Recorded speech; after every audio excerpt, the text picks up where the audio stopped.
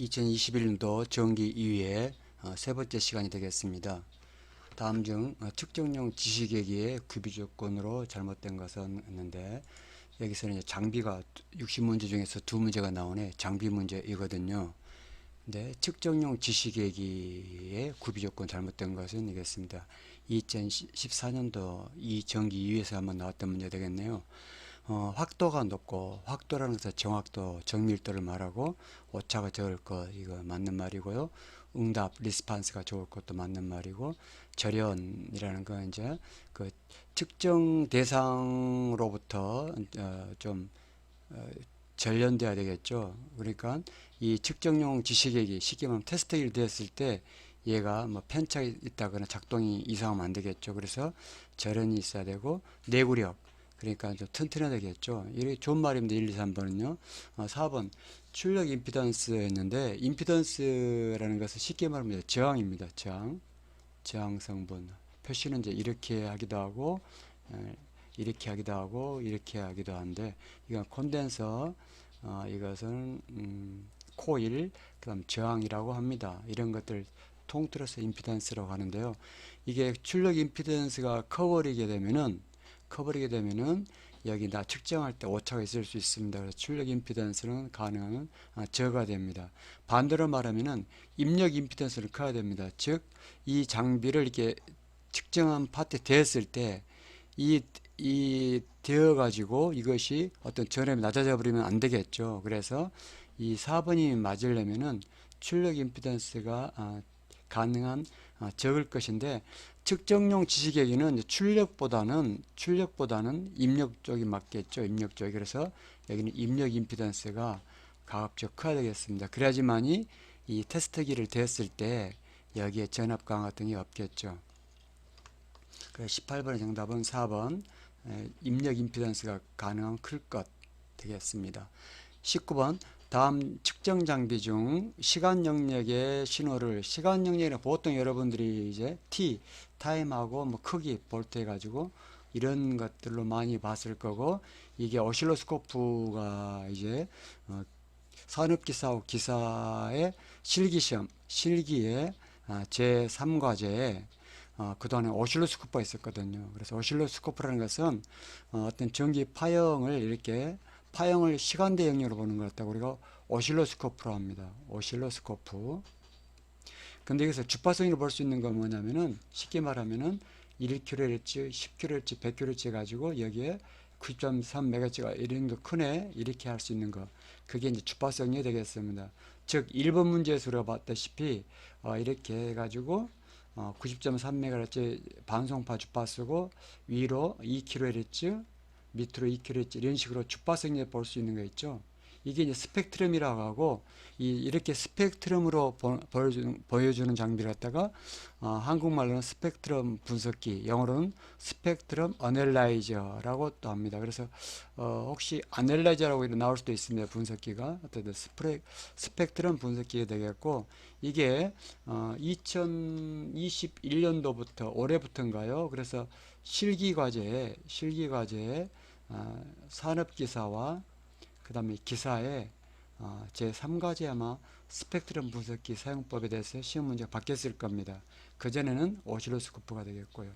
자, 또 다른 측면에서 19번 문제가 신호 발생기하고 소임 발생기가 있는데, 신호 발생기는 말 그대로 삼각파라든지 사인파라든지 아니면 구형파를 만들어주는 제너레이터이기 때문에 측정 장비는 될 수가 없겠죠. 그래서 이건 문법적으로 맥락적으로 맞지 않고요. 소임 발생기는 이제 스위프, 영어로 제너레이터인데, 이렇게 삼각파를 이렇게 내는 그런 또 제너레이터 발생기가 있습니다. 그것도 역시 1번, 2번은 그냥 발생기니까 아예 정답에서 제기됐고, 3번은 왜 주파수계라는 거, 주파수를 보는 거지 않습니까? 그죠? 근데 그런 어이 맞겠네 할 수도 있겠지만, 여기서 카운팅이니까 여기서는 주파수 몇 메가헤르츠인지 90.3MHz 이런 식으로 몇 주파수 얼마인지를 재는 그런 개념이지, 이 이 문제에서 의미하는 것처럼 이제 주파수 영역으로 딱 이렇게 해가지고 여기는 얼마, 크기가 얼마, 여기는 얼마, 이런 건 아니다는 겁니다. 그래서 정답은 스펙트럼 어널라이저가 되겠습니다. 자, 이런 식으로 지금 60문제 중에서 이제 두 문제가 지금 이렇게 장비가 나왔네요. 그죠? 두 문제 장비 나왔다 보시면 되겠고요. 자, 20번 보겠습니다. 다음 중 급전선의 필요 요건이 아닌 것은 했는데 제가 문제제 이야기 써놨을 겁니다. 급전선은 우리나라 그 전파법이 우리나라 법이기 때문에 우리나라 말로 하다 보니까 전파법에 이제 급전선 혹은 이제 공중선 이렇게 쓰고 있다가 이제 공중선은 이제 대부분 이제 안테나로 너무 많이 사용하니까 안테나로 바꾼 것 같아요. 급전선은 쉽게 말하면 케이블이 되겠습니다. 케이블, 전송 케이블이 되겠습니다. 그래서 급전선, 전력을 공급하는 선, 급전선 되겠고, 공중선은 공중에 있는 선, 그래서 안테나가 되겠습니다. 자, 급전선의 필요 요건은 아닌 것은 했는데요. 유도 방해를 받지 않을 것, 이런 거 무슨 말이냐면은, 급전선은 어디 있을까요? 안테나에 연결한 선이 되겠죠. 그래서 우선 여러분 이제 어떤 전파 장비가 있다 그러면 여기에 안테나가 있다 그러면은 안테나와 전파 장비 사이에 이런 선이 있겠죠. 이게 이제 급전선이 되겠죠. 그래 급전선은 이렇게 전파 가기도 하고 송신 쪽이에요. 이건 수신이 되겠죠. 자, 유도 전파를 받지 않을 것은 여기서 이제 다른 데서 용접을 하거나 아니면 여기 뭐 누가 헤어드라이기로 머리를 만졌을 때 이 전자파가 일이 들어가지 않도록 하는 유도전 방해 받지 않을 것 이런 개념이 되겠습니다. 3번 볼까요? 급전선의 파동 임피던스가 적당할 것, 임피던스의 저항이 적절할 것하고 그 다음에 마지막으로 전송 효율이 좋을 것, 즉 여기서 100을 쏘면은 100이다 안테나가 갈 수 있도록 그럼 좋겠죠. 그래서 전송 효율이 좋을 것입니다. 그래서 전송이 나쁘면은 여기서 많이 그 손실이 있겠죠. 그래서 100을 쏘았는데 80밖에 못 간다 그러면 손실 20이나 되겠죠. 그래서 1번, 3번, 4번은 필요 조건이 되겠고요. 2번이 틀린 것으로서 아닌 것으로서 정답인데 송신용인 경우에 전력 내력이 제일 거든데 보통 이제 전력도 높지만은 그 와트수도 높지만은 그만큼 전압도 높겠죠. 그러면은 여기에 전련 아시죠? 전련이라는 것은 쉽게 말하면은 여기 200볼트가 가는데 여기 신호선이 있고 옆에 이제 접지 쉴드선이 있겠죠. 여기 사이에 중간에 방전되면은 큰일 나겠죠. 화재가 나거나 아니면 신호가 도중에 새겠죠. 그래서 이제 저런 내역이 커야 되겠습니다. 심한 경우는 만약에 뭐 낙뢰가 떨어진다 했을 때, 번개가 친다 했을 때, 이왕이면 좀 손실이 적어야 되겠죠. 그런 경우에 저런 내력이 이제 커야 되겠습니다. 20번의 정답은 2번이 되겠습니다. 자, 21번 DSC라는 장비가 있습니다. 이 장비는 그때그때 좀 설명해야 되겠네요. 그죠? 이건 이제 우리가 배에서 어떤 사고를 당했을 때 자동적으로 디지털로 선택해서 보내는 장비를 이제 DSC라고 합니다. 그래서 이것은 여러분들이 실기 제2과제에서 여러분 그 장비를 다룰 것입니다. DSC. 그래서 그때 호출, 영어로 이제 콜이 되겠죠. 디지털 셀렉티브 호출 종별에 해당되지 않는 것은 조난당했다고 부를 수도 있고, 그 다음에 인디비주얼 어떤 배 개별적으로 할 수도 있고, 전체에다가 알려주는 그런 게 있을 건데, 긴급은 없다.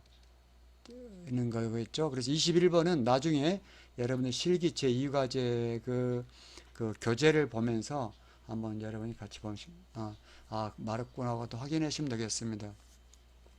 22번 다음 설명에 해당되는 무선 설비는 뭐냐고 했죠. 자, 중파대인데요. 전파를 하나씩 더 설명하고 있습니다. 여러분 좀 메모 좀 해주세요. 크게 우리가 소리가 있습니다. 소리, 그죠? 음성이 되겠죠. 소리가 쭉 있고, 소리가 보통 사람이 들을 수 있는 20Hz에서 20kHz라고 합니다. 여기가 이제 초음파가 되겠죠. 음파 중에서도 초음파. 그래서 초음파도 여러분 관심을 가져야 되는데, 초음파는 박쥐나 뭐 고래 같은 데에서 서로 통신하는 거죠. 그래서 잠수함 같은 경우도 바닷속은 소금물이 있고 물이 있기 때문에 전파는 멀리 못 가죠. 흡수해버리죠. 그래서 잠수함과 잠수함 사이, 혹시 잠수함과 위에 사이에는 이렇게 초음파로 전달합니다. 거기 고래처럼요. 그래 초음파로 하게 되면 그 초음파를 받아서 이 V라는 게 떠 있는 거죠. 그래서 물 위에 떠 있는 이 장비가 초음파를 받아가지고 전파로 이제 쏘아가지고 이제 인공위성이라든지 육지에 있는 다른 무선국하고 통화를 할 수 있겠죠. 그래서 기본적으로 잠수함, 해저는 수중에는 전파가 통과할 수 없기 때문에 초음파를 한다 보시면 되겠고요. 여기 초음파가 되겠습니다. 초음파 그 다음 단계가 이제 드디어 이제 음파 다음 이제 전파가 되겠습니다. 전파에서 자 단파, 파장별로 중파, 그 다음에 죄송합니다.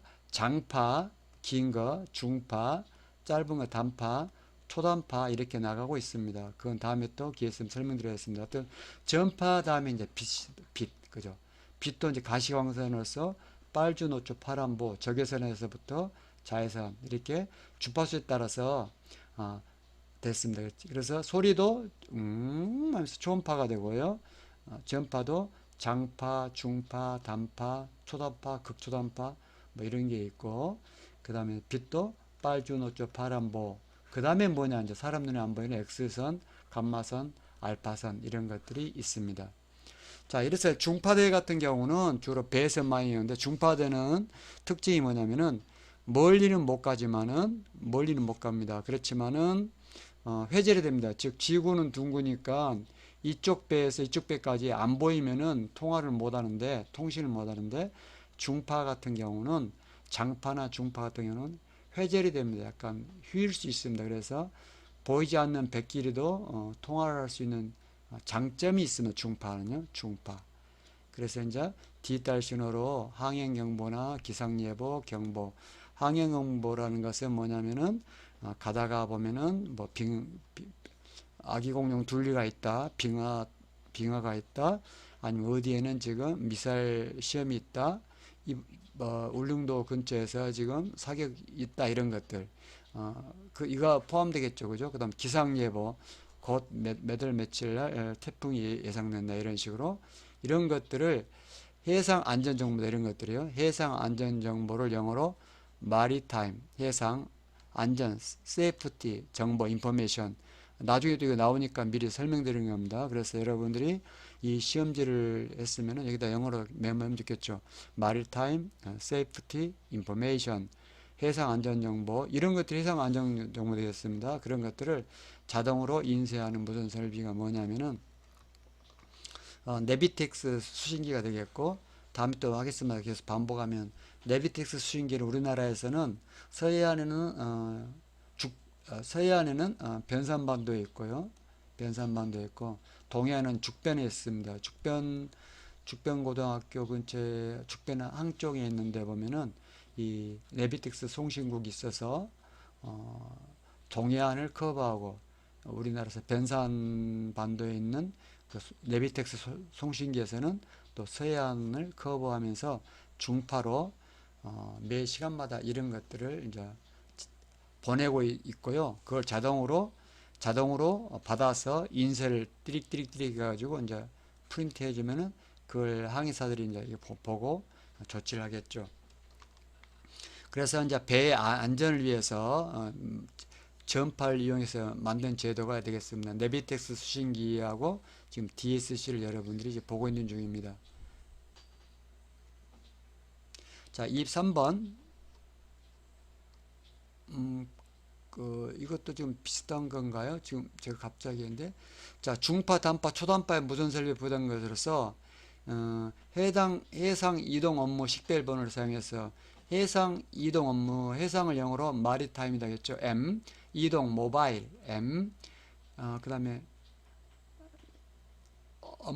해상 이동 업무 식별, 그래서 시그니피컨트 인포메이션인가 MMSI인가 그럴 겁니다. 그래서 쉽게 말하면은 그 선박의 고유 번호를 있죠. 앞자리가 그럴 겁니다. 선박의 고유 번호, 차량 넘버처럼 이 번호를 자동적으로 보내거나 이제 응답할 수 있는 그런 장비가 뭐냐인데 이게 이제 그 아까 21번 나온 것처럼 이제 디지털 선택 호출이 되겠습니다. 그래서 자동적으로 만약에 지난번 문이 나왔던가요? 자동적으로 만약 배가 조난당했다. 조난은 영어로 디스트레스인데 조난당하면은 조난의 시각, 조난 시각과 그 다음에 위치와 그 다음에 이게 내 선박 고유 번호, 그죠? MMS를 띠용 자동으로 보내면은 주위에 있는 배나 인공위성이 그걸 듣고는 얼른 이로 곧 도와주러 오겠죠. 그게 이제 DSC가 되겠습니다.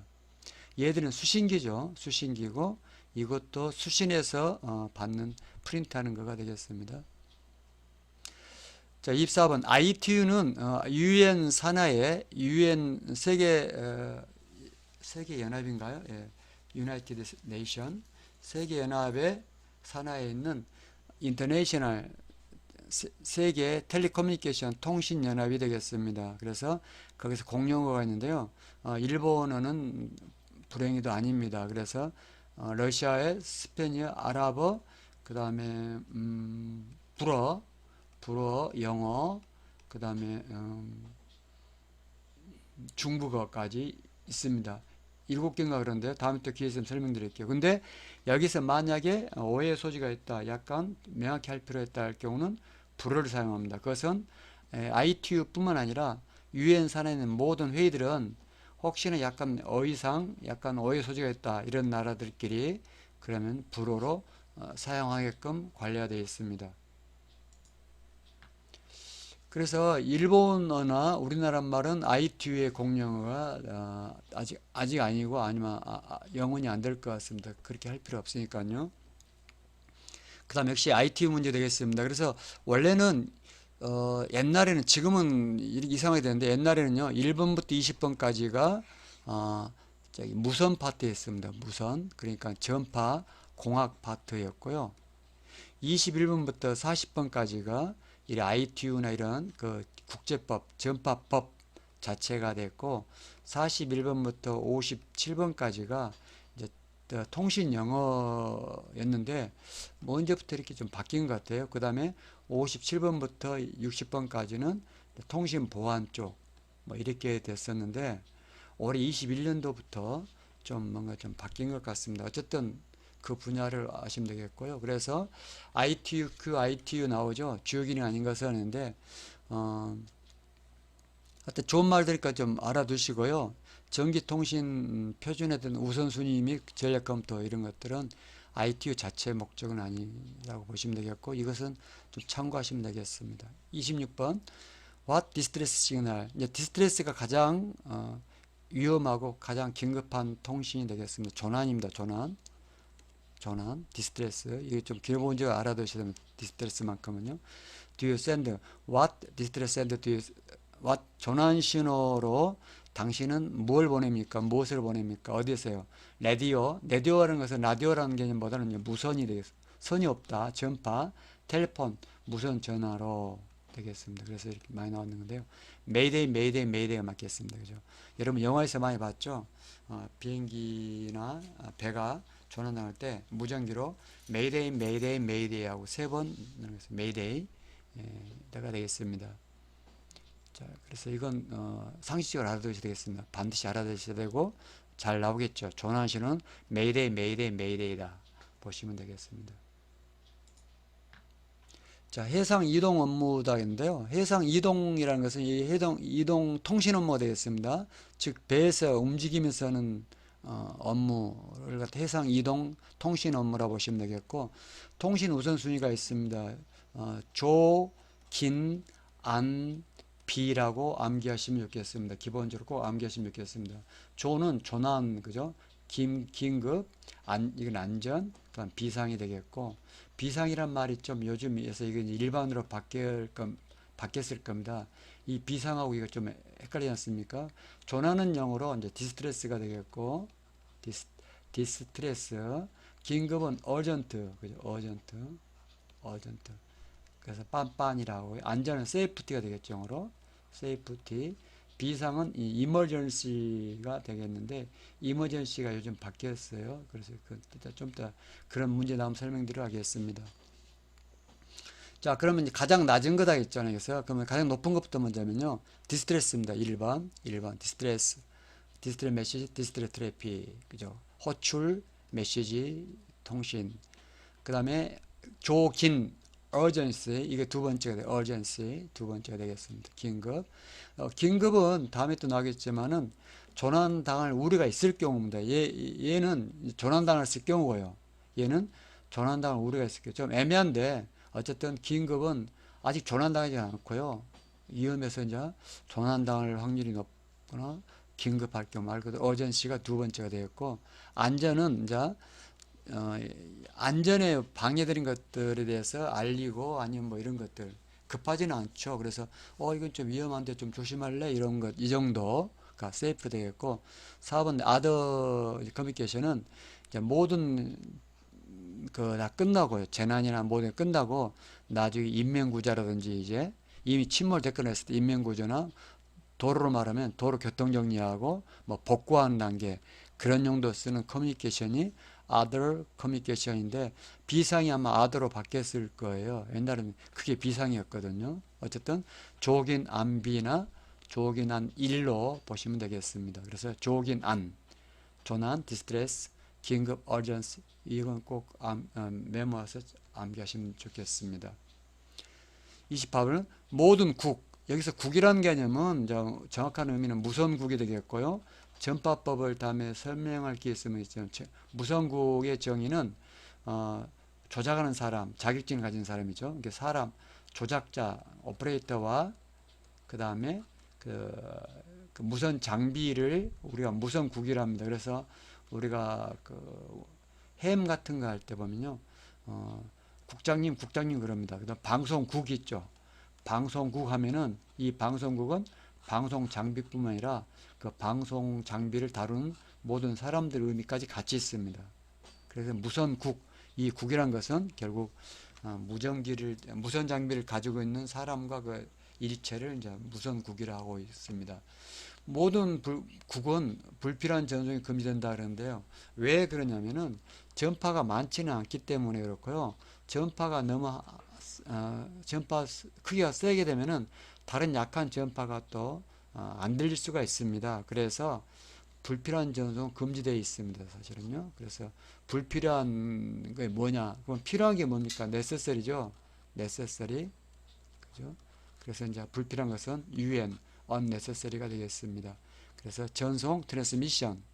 슈퍼플러스는 유해한, 해로운 신호를 슈퍼플러스고요. 그 다음에 아이덴티피케이션이라는 것은 어떤 누가 통화한지도 알 수 없는 그런 신호를 아이덴티피케이션이 없는 신호였어요. 그래서 보통 콜사인이라고 합니다. 콜사인. 내가 누구인데 나는 이렇게 하고 이렇습니다 하고 이렇게 말해야 되거든 원래. 근데 이제 그렇게 아이덴티피케이션 누군지 모르게끔 하는 신호를 갖다가 되어 있고요. 하여튼 여기서 28번의 정답은 불필요한 전송이니까 간단한 중학교 수준의 영어라면은 전송은 트랜스미션, 그 다음에 불필요한 unnecessary가 되겠습니다. 자, 29번까지만 하고 다음 기회로 넘어가겠습니다. 20분이 넘어가지고요. 다음 문장의 가론에 가장 적합한 것은 This is the only message, the only message, 유일한 메시지다. That was transmitted from the ship station. ship station이 뭐냐면 선박국이에요. ship, 선박, 국. 스테이션이 이제 국이거든요. 무선국. in distress. in distress가 뭐냐면은 결국 조난 중인, 그죠? 지금 침몰 중인 선박국에서 전송된 보내온 가장 유일한 메시지이다. 마지막 메시지가 될 수도 있겠죠. 그래서 정답은 이제 10인데요.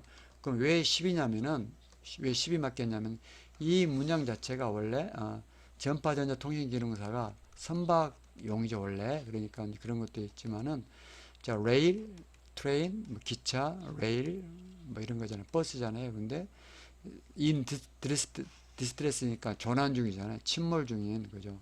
그러니까 10이 되겠습니다. 예, 지금까지 2021년도 정기유예 세 번째 설명을 드렸었습니다. 감사합니다.